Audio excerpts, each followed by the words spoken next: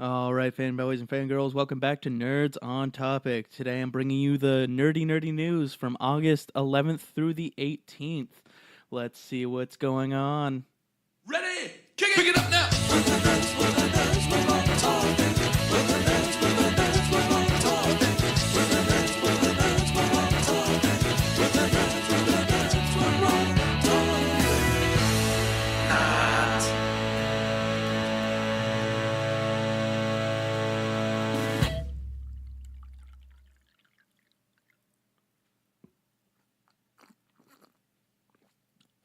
There we go. That's a fresh cup of coffee there.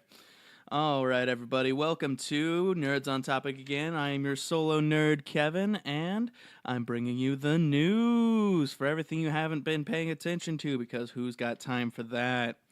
Let's start it off with some stuff for TV. So it looks like HBO is getting it has officially announced that it is getting The Watchmen as a series. It just got the pilot, and it was confirmed to have a production schedule going on. And the way they kind of teased it is with a Dr. Manhattan quote saying, "Nothing ever ends." All right, continuing on with that. It looks like we have a prequel coming from from a station I've never heard of before. Epix, the Epix channel. I don't know, but it's a Batman prequel series featuring Alfred called Pennyworth. It seems to be that it's about Alfred starting a private security company after leaving the Queen's Special Forces back in the 1960s and meeting Thomas Wayne.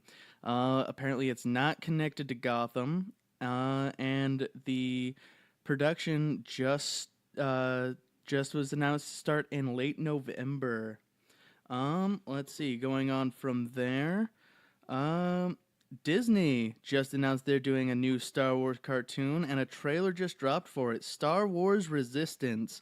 The premiere is going to be on October 7th, and it takes place actually between episodes 6 and 7 of the Star Wars series. So that's Return of the Jedi and The Force Awakens, respectively. That looks like it's going to be a lot of fun. I really enjoyed watching Rebels while that was on.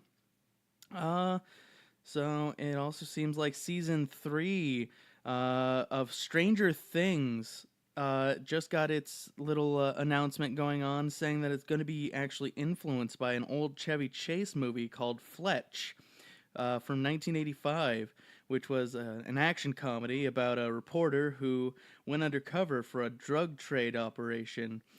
Which also might be getting its own reboot, I found out. So that's going to be interesting. Hopefully, we get some fun things going on with that. Let's see what else is going on in television news. USA announced that there's going to be a spin-off series for the popular Bourne Identity action movie franchise. It's going to be called Treadstone. It's going to be following several of the spy organization's sleeper agents as they start to wake up. That's going to be really fun for those who like the Bourne Identity series. Personally, I'm not a big fan of it, but I'm not a big fan of old action, or not old action movies, but I'm not a fan of action movies in general. Going on to the next thing, it looks like Netflix just showed its first trailer for Iron Fist Season 2. It starts off pretty interesting. It shows Danny wearing a green hoodie with a gold face mask going on. And then also there's shows later on in the trailer the classic Iron Fist hood, the yellowish gold hood with the long bandana like ribbons coming off the end of it. It has Danny trying to figure out what he's going to be doing with the rest of his time. Misty Knight looks like she's back, and it also shows that he's fighting Steel Serpent Davos, who, for watching the trailer, it seems like he stole the Iron Fist ability. So that's going to be fun. I really enjoyed the first season. I know it's not really exactly a popular opinion. I thought it was just like a really good, bad kung fu flick, but I don't know. Let's see what's going on. Continuing with Netflix news, we've got set photos from the new Sabrina series that Netflix is putting out. That's kind of a spin-off of Riverdale. It's called The Chilling Adventures of Sabrina. And the photos, it looks like it's showing Sabrina in the woods, and then there's another photo of her like on her knees with her aunts Hilda and Zelda standing behind her. Yeah. Originally hearing about this, I ended up binge watching the entire 1990s run of the Sabrina the Teenage Witch series, which I had never actually seen the entire thing. And man, it was a lot of fun going back through that. It was so weird watching like the evolution of finally getting cell phones and flip phones, and then it's just going through and reliving the 90s and early 2000s. It was really weird. One sec. Oh, that's good. Let's see. Going on with things, it also looks like not only confirmed for a season 2, but Marvel's Runaways series is also going to end up connecting with the Marvel Cinematic Universe, which I'm super excited for. I really like the Runaways. It's one of my favorite teams from the Marvel universe. It's a bunch of teenagers who end up finding their parents are supervillains, and well, they run away, hence the name Runaways. And that's coming December 21st. I'm really excited for that. I actually really enjoyed the first season of that. Oh, okay. We're gonna move on now, going into some anime and manga news. Some sad news here. Actually, the voice actor for Professor Oak and a couple of other, very popular characters that we all love, uh, Unsho Ishizuka. Ishizuka actually passed away at the age of 67. He died from esophagus cancer. You if you ever like listen to the Japanese dub, you might also know him from the Dragon Ball Z and Dragon Ball Super as Hercule or Mr. Satan, and also for all you JoJo Bizarre Adventure fans out there, he played Joseph Joestar. Very sad times. Well, okay. Let's brighten things up a little bit here. I am a big fan of My Hero Academia, and with the trailers for the new movie coming out, they just revealed there's going to be a American pro hero named Godzilla.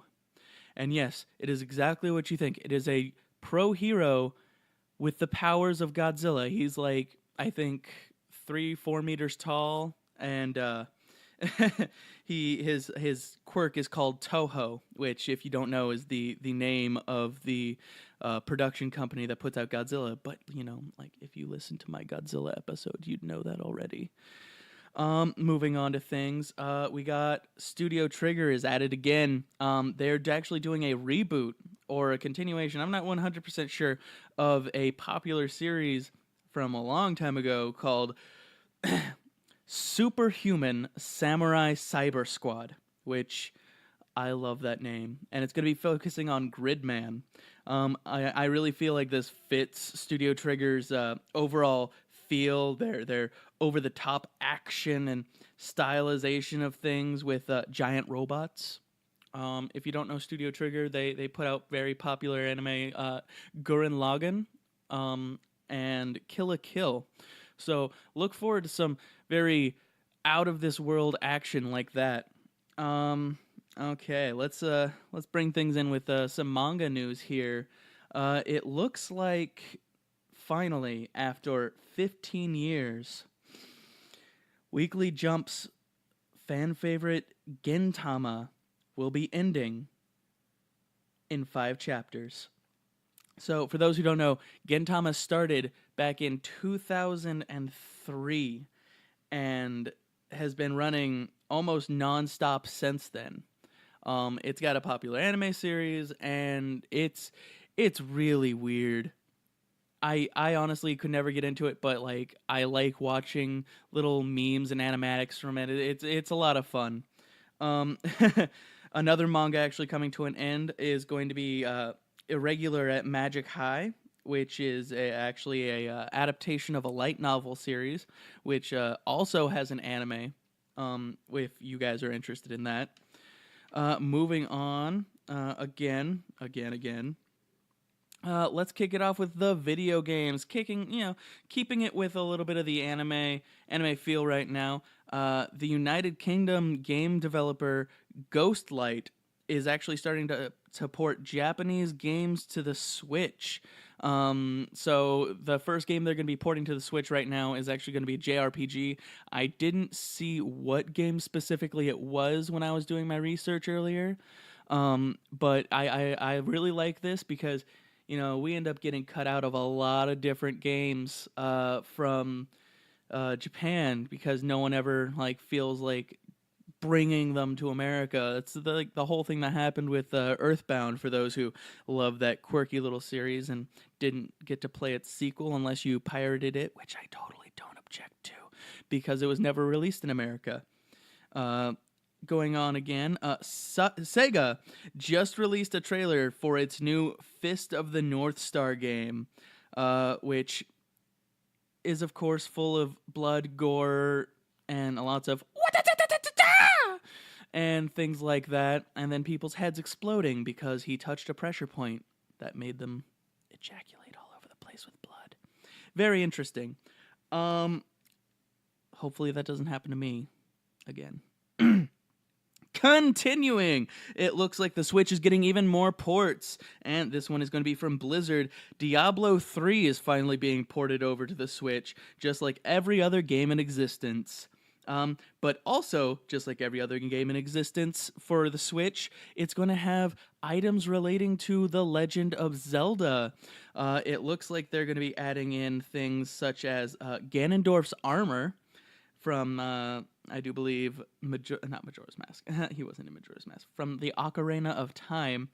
And then also, things like a Coco Pet. Those fun little chickens that if you attack them, they come and murder you. Like some kind of evil demon's future that can totally predict that you're attacking one of their ancestors, so they come to defend their ancestor. I'm getting really weird right now, so I'm going to keep going. So Blizzard also announced they might be actually porting over Overwatch, but not StarCraft. I don't know why they wouldn't include StarCraft in that, but who knows? It's Blizzard. They can do whatever the fuck they want. Moving on with things. It looks like don't throw away your 3DSs yet, guys, because Etrian Odyssey Nexus is actually coming out early next year, which, if you don't know, is a pretty popular JRPG series going on. And let's just move on from there. Let's get into a little bit of lighter gaming news for people who might, just play games on their phone, like some kind of weirdos. Pokemon Go fans get the third of the Regis as Regirock replaces Registeel in the gyms. Also starting soon, Celebi will be taking the place of Mew in the research missions. So hopefully those who haven't finished the research missions to get Mew, like me, because I'm a lazy fat ass who can't get his self out the door to actually do what he needs to do in the game, can get to it before he's gone. Continuing on to things. It's another Wii U Switch release port. Monster Hunter Generations Ultimate is going to be coming to the Switch, and guess what? It's also going to have Zelda items. It seems like it's going to be featuring the Breath of the Wild's Champion's Tunic, the Bow of the Ancients, and several other weapons that were featured in the Breath of the Wild video game. Oh, one sec, losing my voice. All right, I'm back. And if you go into the Switch store right now, you'll be able to download a demo for that for free. Keeping with the Switch news, Super Smash Bros. Ultimate Deluxe Edition is going to actually be packaged with a Game Boy controller and adapter because the 20-year-old video game system still has one of the best designed controllers of all time. Weird. Continuing on, Nintendo is finally starting its paid internet subscription. So it's going to be $20 for a year, but that's also per Nintendo account. It's going to include online play for all current online games. It's going to have cloud backup data. So, like, if you were to lose your Switch right now, all of your save data and memory would just be completely lost. With this, it'll have it backed up in a big save cloud, and you'll be able to restart your games exactly where you'd left off if you got a new Switch. It's also going to include a large list of Nintendo NES classic titles for you to be able to play for free if you have the subscription, of course. Yeah, that's gonna be a lot of fun. Like, I'm gonna miss having the free internet so that I can just sit there and play random ass games against people online, like Splatoon 2. But hopefully things will get better and the internet will be faster and stuff like that. Plus, I'll enjoy sitting down and playing some old ass games. Remind myself of my childhood, better times when I didn't have to pay bills and feel like I'm in crippling debt. Continuing on, some Spyro news. This is actually some bad news. The game is actually being pushed back. So instead of having it like within the next month, it's getting pushed back like 2, maybe 3 more months. But that's just so they can fix some more bugs so we don't get any game crashing glitches. And for some fans of first person shooters, cult classic Time Splitters was just bought by THQ and might be getting a new game. So, excuse me. That's going to be the first game since 2005. Man, Time Splitters is actually one of the only first-person shooters I enjoyed playing when I was younger. So I'm excited to possibly get a new game. Okay, let's go into some comic book news. I'm gonna switch things up here. I'm gonna actually start reading off the list of comics that came out this last week. So let's start it off with being released this week was Justice League number 6, Batman number 53, Gideon Falls number 6, Thor number 4, Extermination, that special series featuring the X-Men from Marvel, number 1, which, interesting thing, spoilers, the hooded figure that they spoke about is actually just Cable, because Cable's coming back because of Deadpool 2. So, yeah, that's a thing. Then we get Multiple Man number 3. We get the Astonishing X-Men Annual number 1, Pearl number 1, which I have no idea what Pearl is about. Sounds interesting though. Magic Order number 3. Peter Parker, Spectacular Spider-Man number 308. If that doesn't stick out like a sore thumb on the list of numbers here. Doctor Strange number 4. Edge of Spider-Geddon number 1. Okay, so Edge of Spider-Geddon, it's kind of a sequel to the other year's Edge of Spider-Verse, where every single version of Spider-Man came out. This one's kind of featuring the 2099 universe, and some people are saying that it kind of has a reference to how Disney owns all of the movie rights and rights to the merchandise of Marvel, but the comics don't make them a lot of profit, so they're just gonna do what they can to boost as much as they can for the movies and whatnot. It's a little interesting thing going on. Then we got, what else is there? Aquaman number 39, Wildstorm number 16, Ice Cream Man. I don't know what that is. I want to look into that. Weatherman number 3, interesting. Deadpool Annual number 1. And, okay, so this next one, Coda number 4. So I really want to start reading this. It's apparently a high fantasy, if high fantasy stopped being high fantasy, I think they described it as.